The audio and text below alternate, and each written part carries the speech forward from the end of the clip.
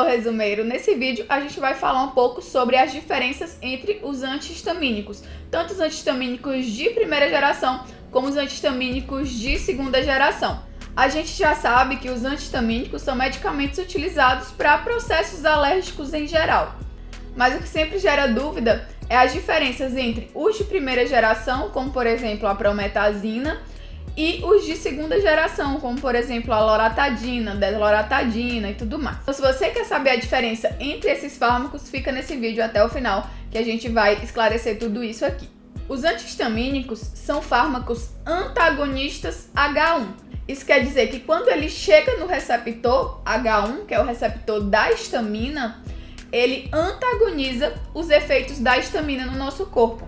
E quais são os efeitos da histamina? Coriza, tosse, espirros, eritrema, aumento de secreção.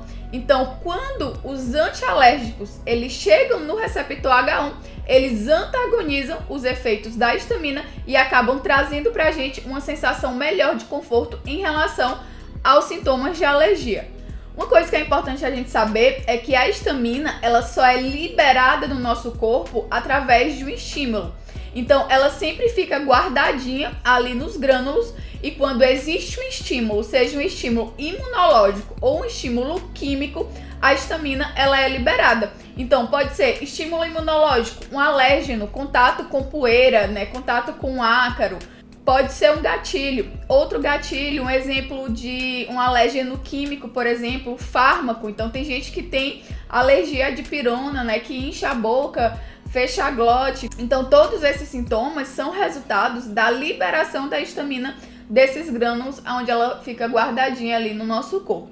Então, como eu falei antes, os fármacos utilizados para alergias são divididos em duas gerações. Os fármacos de primeira geração, que foram os primeiros fármacos a serem criados, e os fármacos de segunda geração, que são fármacos mais novos, que já vêm com alguns benefícios em relação aos de primeira geração.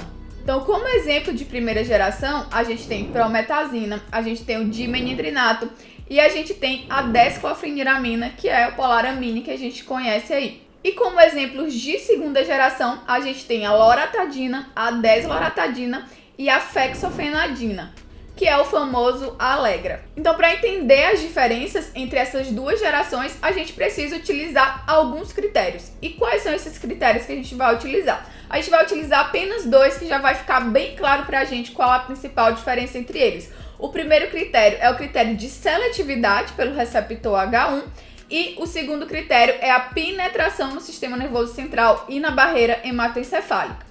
Os fármacos de primeira geração, eles são menos seletivos para H1. Então, quando a gente tem processos que são exclusivamente alérgicos, eles são os menos indicados para isso. Já os fármacos de segunda geração, que têm uma maior seletividade para H1, eles têm um melhor efeito quando o processo é realmente alérgico. Então, por exemplo, a loratadina, a pessoa está espirrando muito, Loratadina, ela vai ter um efeito legal, diferente, por exemplo, do Dramin, que já tem outras indicações, como, por exemplo, náuseas, vômitos.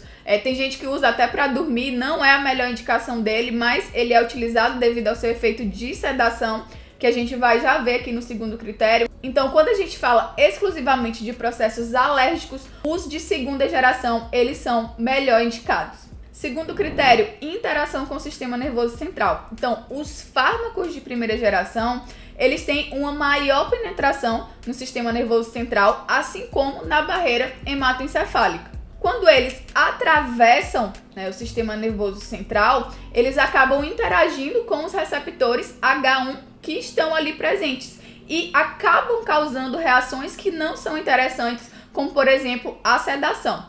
Devido também a essa interação com o sistema nervoso central, os fármacos de primeira geração, eles acabam apresentando alguns efeitos antimuscarínicos, que não são efeitos interessantes também quando a gente fala da utilização desses fármacos, como por exemplo, diminuição da secreção das glândulas lacrimais, das glândulas sudoríparas, que acabam causando aquela sensação de boca seca, de olho seco, que acaba incomodando em alguns casos.